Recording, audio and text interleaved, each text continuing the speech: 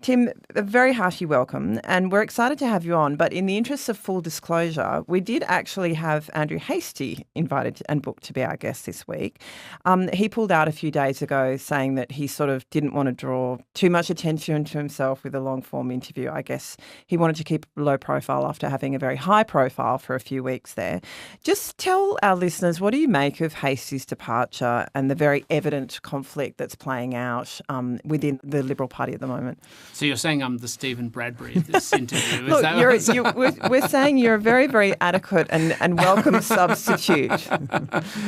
Well, I'll take that as a compliment. Thank you. Obviously what's happened in the past couple of weeks is Andrew's decided to step back from the front bench. Most people chomp at the bits to get on the front bench when they're in Parliament. He's chosen to voluntarily take a step back. On his words, he said it's over an issue around his carriage over immigration as part of the Home Affairs portfolio. But really, I think it's fair to say what Andrew's done is he's gone out and said he has a bigger agenda that he wants to prosecute and doesn't want to be bound by shadow cabinet solidarity, which is, broadly the principle that if you're a member of the shadow cabinet, if it makes a decision that you have to back that in. That's the same on Liberal and Labor sides, because if you want people to support what you're going to do, you have to support others in what they're going to do, and he just wants to be unshackled by that and go and say what he wants. So now we're all waiting with patient breath to see what it is that he wants to say. And how's that gone down internally within the party? I mean, do you see that as a noble move, that he's done the right thing by his colleagues? Because he could have done it in a little sort of quieter way or in a more gracious way, couldn't he? Mary Aldred made that point in party room, right? This wasn't a thing that she respected in terms of the way he went about it. Do you share that view? I think I think what's become evident to me is that he probably shouldn't have joined Shadow Cabinet in the first place, because I think this has been going on for longer than just the past couple of weeks. And I don't say that as a criticism. When I got elected on the 3rd of June, because the election was May 3, but I wasn't actually declared till 3 June, I didn't automatically jump at the idea of going into the Shadow Cabinet myself, because you have to go through a process, particularly after a feat like that, of what's your role and what contribution do you have to make and what's the direction of the party.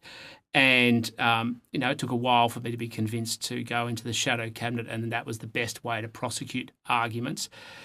But the truth is also, at this time, the party needs every hand on deck, I think, to sort of pick itself up and give people a sense of hope for the future, and that's the approach I've taken.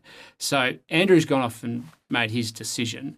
The question now is, what is he actually going to put forward that he wants to prosecute? Because really the approach he's taken is to say, well, I'm going to go outside of the normal party processes. He's now got to develop something which he's now going to try and essentially remake the priorities of the entire party on. That's a very substantial move, and it's one that's fraught with difficulty, because there's the world you want, there's the world that we live in, and I always start with the world we live in and how do we then take that world towards a more liberal vision, rather than starting from the world I want and trying to get reality to conform to it. Just on your Stephen Bradbury point, even if you did Stephen Bradbury on, our last two guests, as we said just before the show, were the Prime Minister and the Opposition Leader, so you're still an esteemed company. So thanks for coming on. My ego can handle it. Yeah, don't get too big. You and him have an interesting career trajectory, and kind of you relate to each other in an interesting way. Came in at almost the exact same time.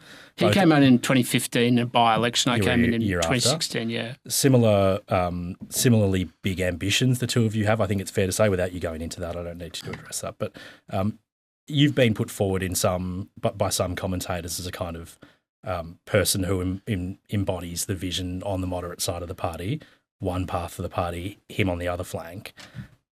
He's also a bit of a lone wolf. He's not from the East Coast, doesn't have the same connections as someone like you who's been institutionalised in the party for a long time.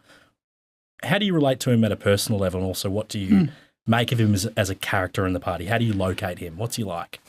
Well, so when I was first elected in 2016, Andrew and I were sat next to each other in Parliament, and we made a conscious choice, and I don't want to sort of break confidences, and I don't think I am, but we made a very conscious choice that we were likely to be in Parliament for a long time together. Obviously, I had a 3-year walkabout, whereas he did not, to get along, and I have very warm affection for him personally, and I do, and we've at different points traded books and challenged our own ideas, and I've given his kids Christmas presents and those sorts of things.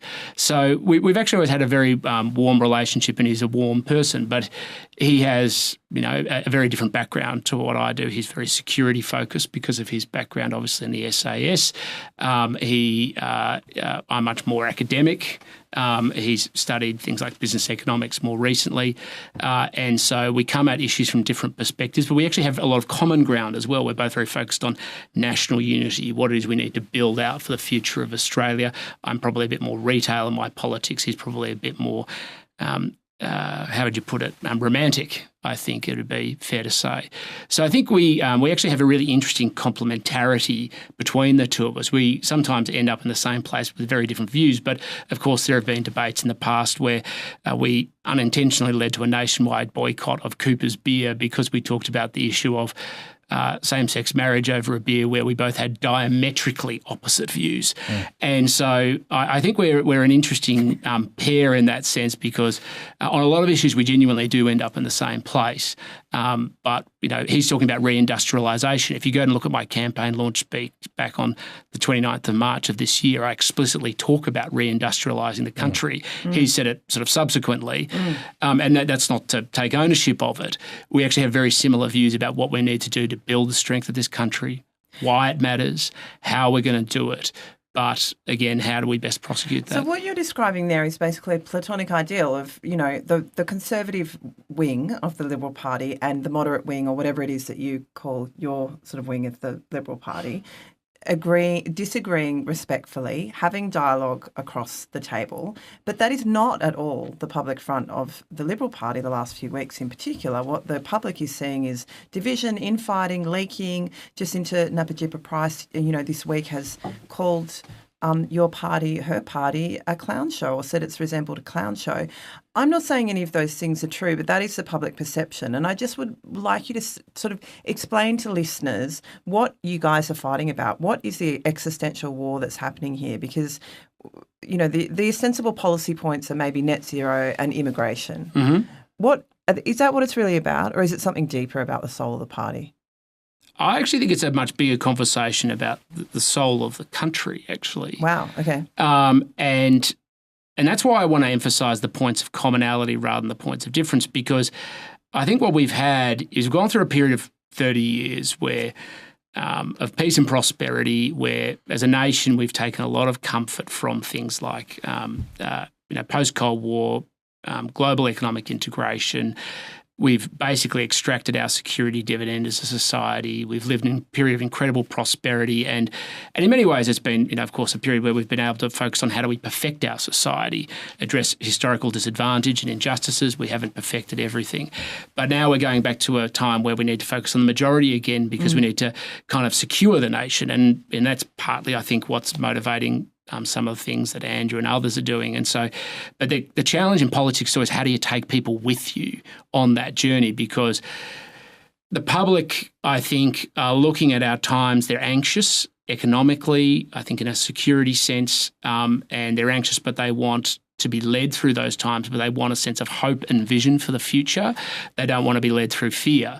And I think what we need to position towards is a vision that's focused on hope about how we can be the trusted partner to walk alongside Australians. Is it just an issue of style, though, and messaging, as you're saying, or are there fundamental kind of policy issues or ideological issues and fissures that just can't be mended? There absolutely are other issues. I'm not trying to pretend otherwise, but I do think they can be mended. I think the risk is that we get caught taking the bait of our opponents. Which is? Well, I think net zero is a classic example of this. Labor wants us to be debating this issue. The Greens want us to be debating this issue. The Teals want us to be debating this issue. You're fulfilling their wishes nicely, aren't you? Well, I can assure you I am not, but others are. You want to keep net zero, right? So, in some way, shape or form. What I want to have a debate about how we keep get net zero price increases, net zero outages, and also, of course, the trade-off from that is, I don't really mind if we get net zero emissions as part of that, but you've got to get the hierarchy right. The problem at the moment is the government is putting net zero emissions above price considerations, national security, everything else. Now, I'm not trying to run lines. That's actually structurally a problem. But keep the net zero commitment. But happily keep the with commitment. Greater emphasis on other priorities. So long as we keep it on a more even keel. Well, hang on, that's not really necessarily keeping the commitment as a first-order priority. You're saying that that's the government's first-order priority at the expense of everything else. And what I'm saying is it should be on an even keel with other issues and priorities, because when we committed to net zero in 2021, emissions were on the same level as price, reliability, national security, sovereignty. What Labor did was they legislated the target and put it above all of those other considerations, and that's part of the reason why there's a problem. But Tim, you're an intelligent person and you've read a lot about this stuff. I don't think anyone can credibly say that a move to a net zero emissions policy is not going to cost anyone any money, nor is the alternative of not moving to net zero emissions not going to cost anyone any money. It's going to cost us either way. Well, there's definitely consequences either way. The idea that if you just scrap net zero, we're suddenly going to have cheaper prices. When people email me, because we deal with this every day, where people email and say, scrap net zero. And you can get this very abrupt email, and I always reply back and say, what do you think will happen if we do it? And people sort of say, well, prices will come down. And I say, well, how? Because inevitably what they think is, well, suddenly new coal-fired power stations will pop up, the price of energy will collapse, et cetera. And it's like, no, that's not going to happen. And you step through why that won't happen. Because this is a problem that's been 20 years in the making. It's a problem about multi-decade investment around baseload energy generation, which is where we're now getting into a very dry topic, but it's one that I'm very interested in. But I'm aware of how dry it is. And if it's multi-decades in the making, it's going to take a while to turn around. But you can still disagree with what the government's doing. I think what the government's doing is reckless, and they're not setting the country best up for the future, which is one of the reasons I've always been very supportive of nuclear. But that will take time too. I'm not arguing with that. So, but what we need to be doing is focused on what do we need to do to get more energy into the grid, to get prices down, because if you get prices down, public acceptance and social licence around emissions reduction will actually improve. But the more prices go up, the more support for emissions reduction goes down, and that's actually why the government's got the priorities wrong. That's actually a really good point. Do you reckon you'll lose your seat if you drop net zero entirely? If you went down the hasty route, you couldn't win Goldstone, right? I don't agree with that, but I don't. But equally, I think that's a massive hypothetical because I don't think we're going to. I think where we're going to end up is we're going to end up with a policy framework which is focused on back to where we were, which is a much better sense of balance, which still very much contrasts with Labor's position. But, those are things that I'll have to deal with in one sense because Andrew's obviously one of the key persons who stood up and made their case against it, has stepped out. He's free to say whatever he wants, and then cabinets or shadow cabinets welcome to bind a policy position. Are you being a little bit sort of willfully naive there, though, to think that opposition to net zero is just going to magically fall away if you guys get the arguments right? No, not at all. But I think everything's energy, and I don't mean in the energy debate, I mean in politics. People's energy, people want to fight for something, they want to fight for the future of the country, and we need to channel their energy and give them pathways to do so. And that's in part what's building up at the moment is people are very disappointed with the election result. Fair enough, I am too. They want a pathway forward where they can fight for people to improve the country, and we need to provide the outlets for them to do so. What's happening is there's a whole bunch of people in the media saying, well, the way to do that is to scrap net zero. So they're going, okay, fine, we'll pile in behind that. We need to find other channels and avenues to pursue that conversation. Just on the path forward and back to the avenue that Andrew Hastie's charting for you guys, it feels like what you're saying is that both sides of the party agree that the Howard consensus is over. You need to find a new pathway forward to re-energise centre-right politics. You need something new. On the one hand, you have Hastie and Jacinta Price and others looking overseas, understandably looking at Trump and Farage and thinking, that looks exciting, that's creating a buzz, there is energy there. I find it understandable that some want to go down that path. On the other side, you have people like Arthur Sinodinos, Amanda Vanstone pushing back against that and saying, we need to revert back to our core ideas. But their arguments sometimes feel hollow and beige, and it's not clear what their alternative vision is that provides hope and energy. How do you make a compelling argument on the other side to Hastie and Price and say, this is the path forward, while still talking about ideas around culture, national identity, but doing it in a way that's palatable? Yeah. I think this is a critical question, actually, because people say, you want the party to be more moderate or you want the party to be more conservative.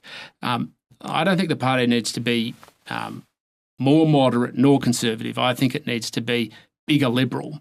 And this is, and I'll explain what that means, because I did this in my campaign where, we were proudly, assertively liberal in the sense of offering a vision about where we wanted to go and why we wanted to go there. And that includes being assertive about who we are, not just a political movement, but what we actually want for the country. That's the point of having a vision. And I think that's what's frankly been missing for a long time, and certainly in the last parliament, because you get around debates around things like migration, and we get in this debate about, well, now we're going to get a debate about numbers.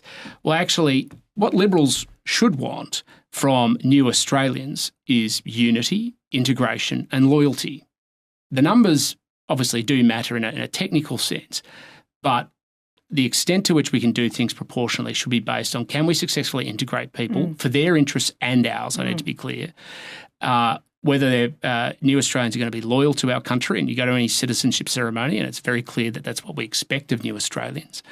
And, of course, that they're going to become full participants in the Australian way of life. And I said this in my kind of first speech to the Parliament.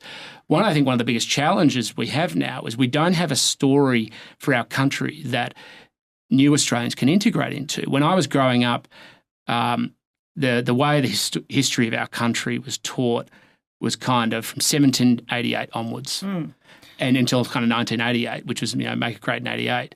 And then you can kind of tell my age and pedigree. But what seems now is we're kind of taught a pre-1788 version, then we kind of skip to 1958 and miss the bit in between. That's a bit simplistic, but that's kind of how it feels, at least to me. Whereas actually, if you want a culturally confident nation, and I do, a united nation, and I do, it doesn't much matter. And Menzies, by the way, the founder of my party, was very clear on this. Bring yourselves, bring out every part of your personality and your history and your culture, your race, your ethnicity. It doesn't matter. But make a meaningful contribution, because what people want is people going to make an investment, and we should be selling that story about people being massive contributors to our country. You want to go? Well, sorry. So you talked to me before about the liberal energy and the passionately selling liberal values. So this is what you're talking about, sort of passionately, proactively making this kind of a case in the context of, say, a debate about immigration, as opposed to talking about so-called mass migration, which is a phrase I use very cautiously because it's, it's parroting a certain sort of ideological agenda. Is this the way that you should be talking about immigration?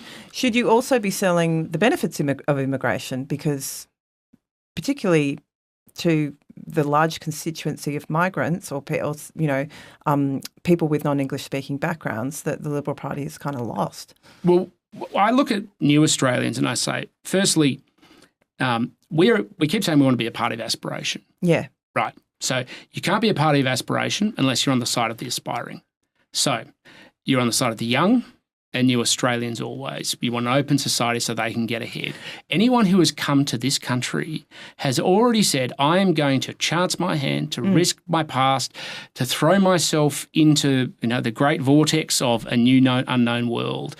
And that is an energy and enthusiasm for which it must be channeled.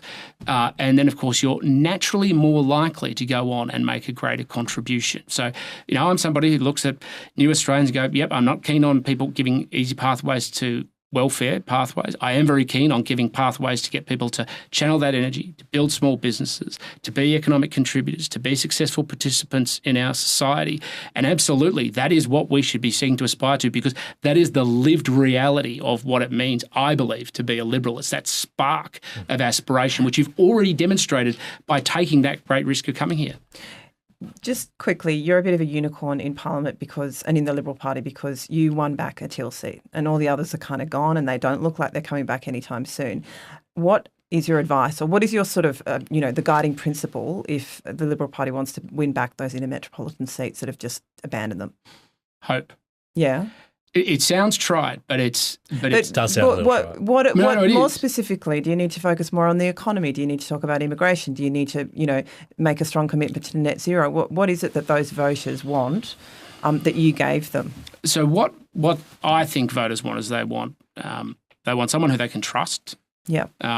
Who's obviously invested in the community, but that they can trust, because I think what the Teals do more than anything else is they trade on trust, and I think they've abused that trust, but they'll obviously disagree with me on that. But when you get elected on a platform of doing things like saying, you're going to scrap fossil fuel subsidies and climate change is the most important thing to you, then you vote for $3 billion of new ones. I think, it's absurd that you can then say trust is your central thesis. But I think, yes, they want us to focus on the economy, but I think what those sort of tealish communities want is I actually think they want us to be bigger liberals. I don't think big liberal energy, because they're by their nature, they're aspirational communities. They're people who have often done well, but what they actually want is they want a better future for their kids. Yep. And they also want a better future for the rest of the country. They actually feel a greater sense of responsibility for the rest of the country. I always talk about Goldstein when I say if the rest of the country was more like Goldstein, we'd be a better nation. Now, yes, of course, I'm obviously very fond of the community that elected me to Parliament. Controversial. But I actually believe it because it's a community of people who care for each other, who take responsibility. There is not just big liberal energy, but there is big small business and aspiration energy. And the more we instill that across the rest of the country, the more you have people who stand on their own 2 feet. And not just that, they turn around to others and help them stand onto their own 2 feet too. And if liberalism has many dimensions to it, but if anything, it is about that sort of mutual dependency and support that we give to each other, because that's the strength of our country. It doesn't come from kind of Canberra down. It comes from families, communities supporting each other and fellow citizens. I'm really interested in your comments there on New Australians, because you could easily have been substituted Tony Abbott into your seat making similar arguments. It reminded me of his line, Team Australia, not Hotel Australia, without using terms like that. But to me, you are not someone who would share the view that some of your colleagues like Andrew Bragg and others repeatedly say, which is we can't engage in culture wars. You're interested in those same questions of culture. You believe in the one flag argument that Andrew Hastie believes in. You're very keen on integration, which is a contentious topic among some on the left and probably some in your party.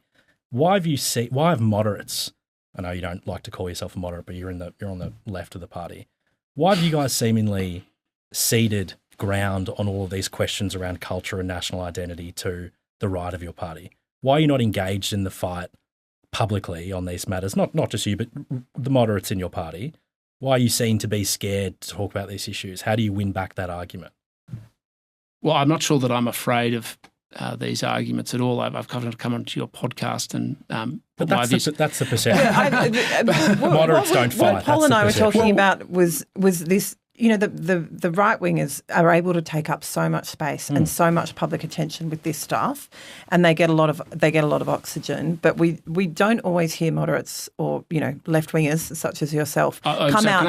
You tell us. How do you identify? I think there'd be a lot of people who would find it very challenging, not just me, to call me a left winger. Left of the party. But you don't like being called a moderate. Tell us what you like being called. Well, no, because this is, and I made this point before, is that I don't believe the party should be more moderate or conservative. If anything, call me a big liberal. I'm happy to take that term, Monica. Big liberal. Okay, big liberal. The big liberals within the party don't seem to be so good at taking the fight up to the Conservatives and articulating their arguments forcefully in public and creating attention the way that Andrew Hastie and Jacinta Price have recently. Well, I think one of the challenges of a big liberal is that there's so many different battle lines that are drawn. I want to fight on and stand up for and fight for Australians on the economy, on social inclusion, because sitting behind issues of culture is social inclusion.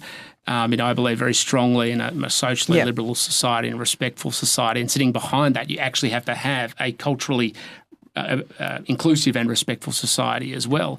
So I think, I don't know why others may not choose to prosecute these arguments, but I don't think I've ever been afraid to. Even some of the debates, I don't know how some of my colleagues perceive me, but I don't think most of them would say that I'm afraid of a fight. I think most of them would say that I'm quite happy to, but you've always got to pick your battles. Yeah. On a more personal note, Tim, as you mentioned before, you sat out the last term of Parliament. I'm not sure that was voluntary, but anyway. Not voluntarily. What did you learn in that time? Sure.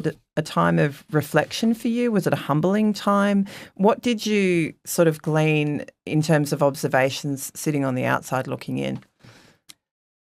So it would be wrong to say it wasn't a humbling time. It has to be, because I made a very conscious decision. My husband gave me very good advice, and then I chose to take it, which is you've got to look at this as a gift. Now, he probably saw it more as a gift, as an opportunity to move on from politics, and instead we spent 3 years in purgatory as I insatiably calculated my way back in. But it was a gift because you got to reflect on the government, the party, yourself, the community, where it was at, what led to their decision, their behaviour. But there was also a lot of other more mundane and prosaic things like campaign and campaign structure. And so I'm the first to say that I'm a better politician for it. I'm not saying I'm perfect, but I spent a lot of time thinking about those things and ruminating. But I think actually one of the things that I really came back with was a sense of perspective, which is you have great privilege for 3 years, and it's very much a 3-year time frame, and you go for contract renewal and whatever it is, so be it. And that you've just got to be yourself. And I don't think I was ever not myself, but I'm not going to always say that I was my best self. Right. Or that you were sometimes thinking about moves and steps ahead rather than actually saying, actually, I've got a job to do. I'm very proud of the community that I represented, and obviously I'm extremely proud. I'm incredibly privileged to have had their trust again. But that I'm in this to do great things for our community and our country. How chips will land, so be it. And I don't spend waking hours thinking about or overcomplicating or overthinking things now, because I just look at it and think what an enormous privilege it is that I've had. We spoke when you decided to run again in Gold Sign after a period of you can break the trust if you want. The silence. It was on the record. No, I know. But it was a good chat we had. But on the record, you said at the time that you acknowledged that there was a perception of you as someone who was sometimes arrogant, sometimes went about things in a way that was polarising and annoyed people. How have you changed interpersonally in the way you deal with colleagues or the way you deal with your electorate since then? Do you feel like a different kind of character? No, I think actually it's slightly different, which is I don't think people know me. And I think because I've sort of spent most of my adult life in public life, which is a bit odd actually when you think about it. It's a strange way to live. It is a strange way to live, but all the way back to when I was president of the student union many, many years ago. Now I'm expecting everyone to remember that or to observe that. But sort of since about 25, I've actually been in different capacities in modest ways in public life. And people build up caricatures of who you are. And I don't think most people kind of knew who I was. And so I think they built these caricatures. I don't think all of them were always flattering. And then some people also, I think, took advantage of that. And so what I've tried to be, obviously I had a chance to reintroduce myself, but I'm trying to be much more very clearly tell my story through as much as possible about who I am, from whether it's, thanks for giving me the chance to do it, Paul, talking about all the way since, having a job since age 11 and that, I have worked very hard for everything I've got. And, I think there are a lot of people who enjoyed watching me be slapped down in 2022 and gave a lot of people a lot of satisfaction. Why do you think this is? Your view is that there's a misconception of you as someone who's highly privileged? Yeah, I do think there is that because, and I'm not trying to, I don't have a log cabin story either. I'm not pretending that. But I think people misunderstand. My dad mowed lawns. My mum worked for in a living? pubs. Yeah. And mum owned pubs? My mum worked in pubs. And they managed pubs when I was younger. And I started my first paper out at age 11. I was a waiter through most of my teenage years. And so I'm not suggesting in any way, shape or form that I had a hard life, but at the same time, the second part of my childhood was a complete disaster over a crisis of confidence about my sexuality. I go into a lot more detail, but it's, all I've done is I've just seized life and gone, partly because of that crux at the second part of my childhood, over the crisis of confidence of my sexuality. I've always had this, I don't know how you put it, but almost kind of fear that I'm only ever moments away from perhaps life not going the way I want to. And so you just throw yourself in it with the level of confidence that probably throws people. But it's just naturally who I am, and I'm just not kind of afraid. But I think people find that pretty off-putting. So I guess I'm just now I think people enjoyed watching me be slapped down, but I think equally most people thought, well, from his background, what they assumed, he's never going to get up from that. And it's been interesting watching some Labor members of Parliament where I think they oddly have this strange kind of regard for people who pull themselves back up because they know a lot of people in that situation. And I've noticed even their dynamic change towards me as a person because they've watched it and they've gone like, jeepers, you're actually not what we thought. So you've earned a little bit of respect there. Well, amongst some people, I'm not saying everybody. Tim, we've so enjoyed having you, and I'm particularly excited that you are a fellow. You also had a paper round at age 11 because I had one too. Did you? And I apologise to anyone who never got their copy of the. How many did you used to Times. carry though? That's the thing. God. It's my mother terrifying. it was terrible. Like I was the worst paper deliverer girl. My bike wasn't big enough. The North Shore Times really should never have employed me for $2 a week or whatever it was I got. $2? That's expensive for that. No, that was what I was getting paid. Oh, that's what you or thereabouts. Yeah. I think I was about slave 4 labour or something. Yeah, okay. I don't think I was getting penalty rates or super Tim. or anything. Well, he would have busted the union. That's right. No, I would have ended up leading the union. That's right. You fundamentally misunderstand me. Could have gone so differently for you. Well, I was a union leader at university, of course. There you go. Tim, we've loved getting to know you a little bit more on this podcast. We'd love to have you on again with your big Liberal energy. Thank you, Tim. Thank you.